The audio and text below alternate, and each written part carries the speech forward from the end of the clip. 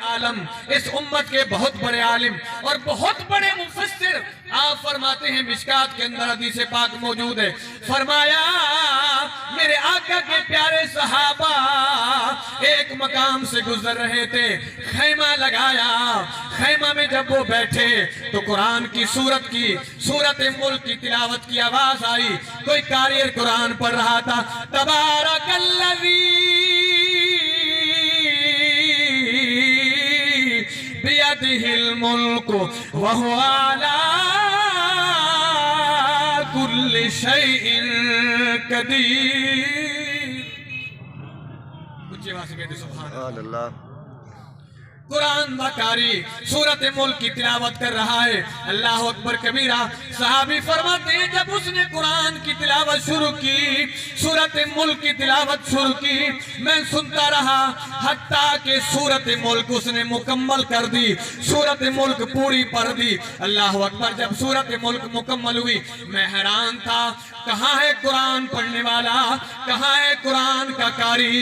قرآن کی تلاوت کی آواز تو آتی ہے، پڑھنے والا نظر نہیں آتا، پڑھنے والا نظر نہیں آتا۔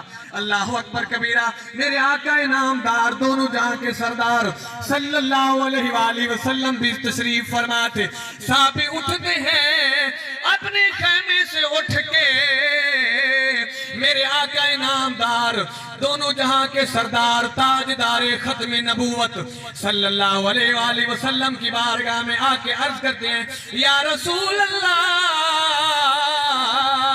خیمے میں بیٹھا ہوا تھا، قرآن کی تلاوت کی آواز آ رہی تھی، کوئی قاری قرآن سورت ملک کی تلاوت کر رہا تھا، مجھے پتہ نہیں چلا کہ کہاں پڑھ رہا ہے، تلاوت کی آواز آتی تھی لیکن پڑھنے والا نظر نہیں آتا تھا۔